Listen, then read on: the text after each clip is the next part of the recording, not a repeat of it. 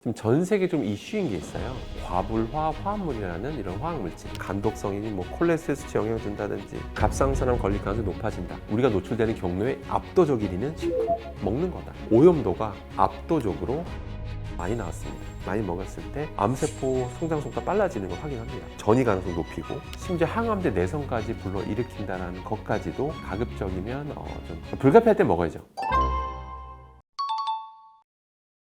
네, 이번엔 음식에 대해서 좀 말씀드리도록 하겠습니다. 음식 관련해서 그래도 조금은 우리가 신경 써야 되는, 그러니까 절대 하면 안 된다 이런 건 아닌데 그냥 좀 신경 써야 되는 건 뭐냐면 지금 전 세계 좀 이슈인 게 있어요. 미국이나 유럽 중심으로 바로 과불화 화합물이라는 이런 화학물질. 이게 지금 전 세계적으로 이슈입니다. 과불화 화합물, 영어로는 이제 줄여서 PFAS, PFAS라고 보통 부르거든요, 쉽게. 이 PFAS라는 화학물질을 이제 눈여겨봐야 되는데요. 이게 한 가지를 지칭하는 건 아닙니다. 무려 등록된 것만 4,000종이 넘어요. 얼마나 산업 현장에서 많이 쓰이길래 등록된 것만 4,000종일까요? 정말 많이 써요, 여기저기. 당장 여러분들 방수 의류 있죠? 방수 의류.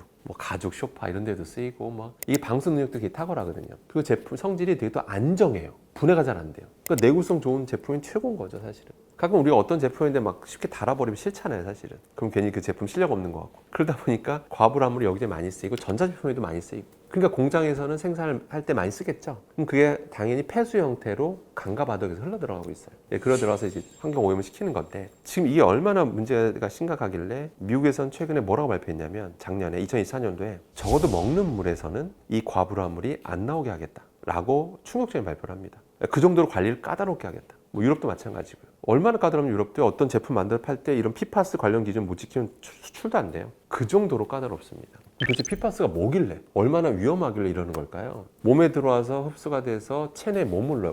오래 머물러서 문제입니다. 과불화물 중에서 또 유명한 것 중에 하나가 PFOS라는 게 있어요. 우리가 먹은 양의 절반으로 줄었는데 약 5년이 걸려요. 정확히 5.3년이다 약.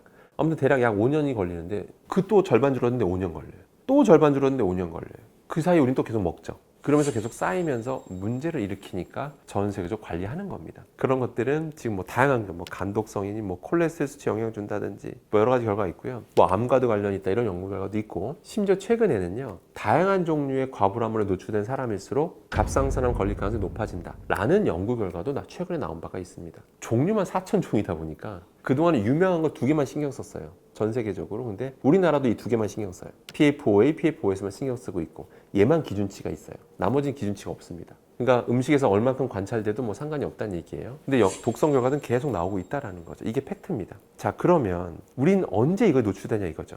검사하면 나옵니다. 그냥 검사하면 나오는데 어떤 경로를 통해서 가장 많이 노출될까요? 정부에서 그냥 조사해 보니까 우리가 노출되는 경로의 압도적 1위는 식품, 먹는 거다. 그럼 먹는 걸 조사해 봤어요. 크게 4종류가 있잖아요. 식품의 종류는 농산물, 축산물, 수산물, 가공식품. 이 4가지를 조사해 봤더니 오염도가 압도적으로 수산물에서 많이 나왔습니다. 놀랄 건 없죠, 솔직히. 아까 제가 말씀드렸잖아요. 바다가 오염돼서 그런 거예요. 과불화물은 날아가지 않습니다. 계속 쌓이니까 농도가 높아지는 거예요. 그럼 거기에 서식하는 수산물에서 과불화물이 높게 나오는 건 이상할 게 없죠. 그게 핵심인 거예요. 그러다 보니까 과불화물이 그러면 대한민국 인근에서 잡은 물고기랑 유럽 앞바다에서 잡은 물고기랑 차이가 있을까요? 없을까요? 바다가 결국은 다 순환해서 똑같아지겠다라고 생각하지만 차이가 납니다. 그래도 일단 오염원이 육지잖아요. 육지에 가까이 서식하는 데서 근데 그 육지가 좀 제조업이 발달한 나라예요. 거기서 배출하는 거에 가까이 있는 수산물일수록 검사해보면 높게 나와요. 이 팩트입니다. 물론 시간 지나면 그 배출된 게 희석되니까 다 똑같아지겠지만 육지성 지금 이 순간에도 계속 배출되고 있잖아요. 그러다 보니까 오염원인 육지 근처에 있을수록 높게 나와요. 우리나라는 제조업 강국입니다. 그러다 보니까 이게 현실이에요. 산업이 발달하면서 나오는 현상이다. 이렇게 보시면 되고요. 자, 그러다 보니까 제가 그래서 저 수산물 자체는 몸에 좋은 성분이 많아요, 사실은. 좋은 성분도 굉장히 많기 때문에 첫 번째, 중요한 거 첫 번째, 수산물 섭취량은 조절하시는 게 맞습니다. 매일같이 왕창 드시는 것보다는 좀 조절해서 드시는 게 좋고 첫 번째. 두 번째 이제 팁을 알려드릴게요. 팁은 뭐냐면 방법은 좀 있습니다. 뭐든지 위험성은 노출량과 노출 횟수와 관련돼 있기 때문에 줄이면 돼. 노출량과 노출 횟수를 줄이면 되잖아요. 그럼 노출량 줄이는 방법은 적게 먹는 것도 있지만 팔팔 끓이는 거예요. 예를 들어 탕이다, 동태탕이다. 그럼 끓이잖아요. 그럼 생선에서 여러 성분들이 빠져나와요. 그럼 그 상태에서 우리가 국물을 안 먹고 건더기 위주로 먹는 식습관. 가끔 내장까지 먹는 것도 생선도 있잖아요. 근데 내장 먹지 말고 그런 그냥 살코기 위주로 먹는 식습관. 그것만 들이셔도 노출량을 줄일 수 있다. 이렇게 보시면 됩니다. 절대 라는 말보다는 사실 절대라는 말은 사실 지키기 어렵잖아요. 어렵기 때문에 최대한 사용을 좀 줄이자. 약간 그렇게 권하는 편인데요. 이거 제가 들고 다니거든요, 평소에도. 텀블러 좀 들고 다니는 습관 들이는 게 전 제일 중요하다고 봐요, 사실은. 근데 그 페트 생수에 너무 이제 의존도 높은 건 좀 지양하시는 게 좋습니다, 사실은. 네, 그거는 미세 플라스틱 때문에 그런 건데요. 뭐 페트 생수병에서 미세 플라스틱이 많이 나오는 건 좀 어쩔 수가 없습니다, 사실은. 그거는 뭐 이론적으로도 그렇고 실제도 발생하고요.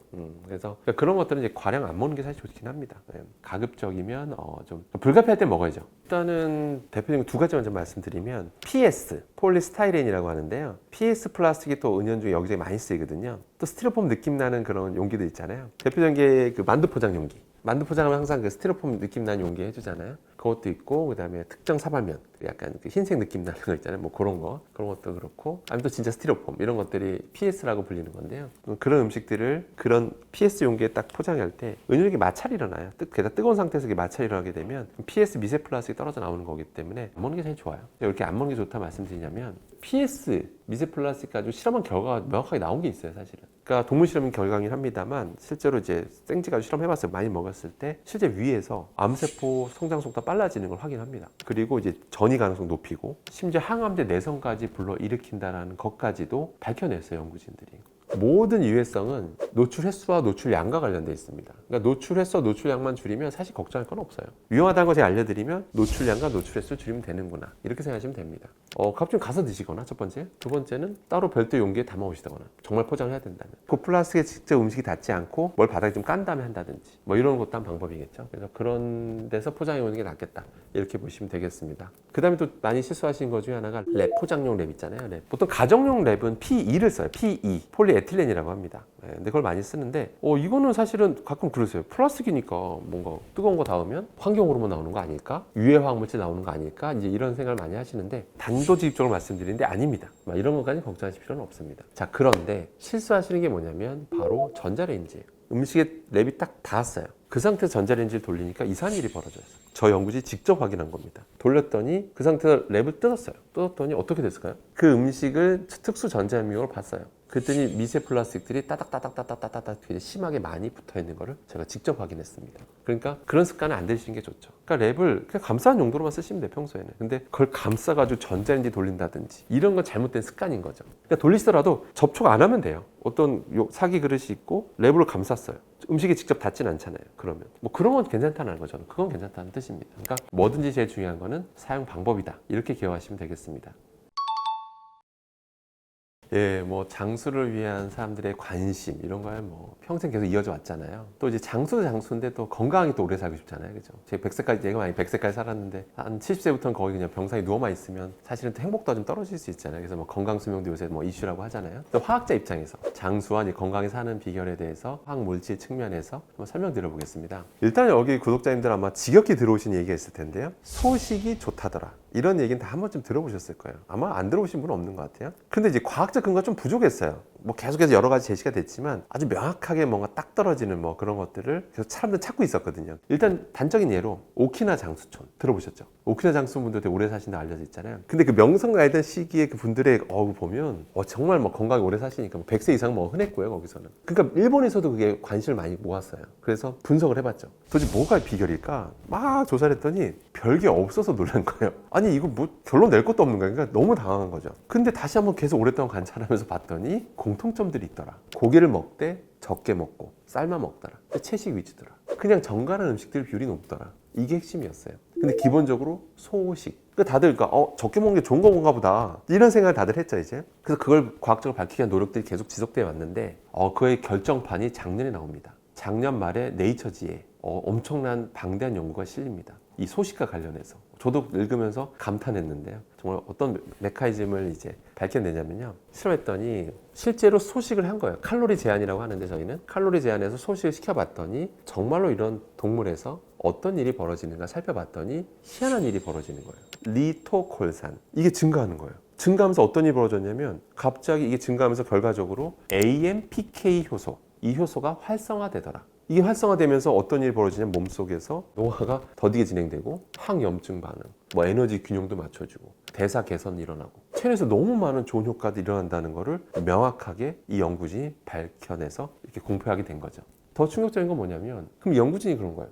초파리 아시죠? 초파리는 체내에서 리토콜산을 못 만들어요. 그럼 초파리에다가 외부에서 억지로 주입해 본 거예요. 되게 놀라운 실험이잖아요. 실제로 만들어내지 못하는 애한테 리토콜산 주입했더니 실제로 체내에서 여러 가지 긍정적 효과가 나타나더니 실제 수명 연장 효과가 나타나더라 라는 충격적인 너무 놀라운 결과가 최초로 밝혀집니다. 물론 이게 아직 동물 실험 결과고 사람 결과는 당연히 아니죠. 제가 제약회사 사장이라면 의료업계 사람이라면 임상실험까지 거친 다음에 명확히 드러나면 이거를 전문의약품식이든 영양제식이든 이런 식으로 전 출시될 날이 온다라고 100% 확신을 합니다. 근데 거꾸로 생각하시면 굳이 안 해도 된다는 걸 이 연구진이 밝혀줬잖아요. 그러니까 굳이 외부에서 리토콜산을 주입하지 않아도 소식만 해도 체내에서 혈중 리토콜산 농도가 늘어난다는 것을 연구진이 밝혔잖아요. 그냥 소식만 스캔하셔도 좋다라는 거죠. 근데 소식의 기준이 뭐냐라고 했을 때 전문가들마다 또 의견이 다 달라요. 근데 결론은 공통적인 의견들은 뭐냐면 배부르다는 신호가 오기 전에 숟가락 놓는 거. 이게 핵심이더라고요. 이 정도 먹겠다 정했으면 그거 먹고 놓는 거죠. 근데 먹다가 이제 배불러 이제는 그만해야지 너무 끝났나 이미 늦었다는 거죠. 아시다시피 원래 미리 숟가락 놔도 포만감이 늦게 오잖아요. 그러니까 그걸 실천하기가 어렵지만 무조건 소식했을 때 기본적으로 혈중 리토콜산 농도가 높아졌다는 그런 게 밝혀진 만큼 어떤 그런 특정 음료수로 그런 걸 해결하는 것보다는 기본적으로 좀 평소에 소식하는 것이 어떻게 보면 가장 효과적이다라고 볼 수가 있는 거죠. 네, 오늘 제가 지식의 맛 구독자분들께 제가 알고 있는 어떤 지식에 대해서 나눠드릴 수 있는 시간을 가졌는데요. 꼭 유익하셨다면 해당 내용들을 기반으로 어떤 식습관이나 생활습관을 조금씩 개선해 나가시면 좋겠습니다. 네, 개선해 나가셔서 여러 가지 암이라든지 여러 가지 성인병이라든지 여러 질병들이 조금이라도 개선되는 효과가 나오기를 기대하겠습니다.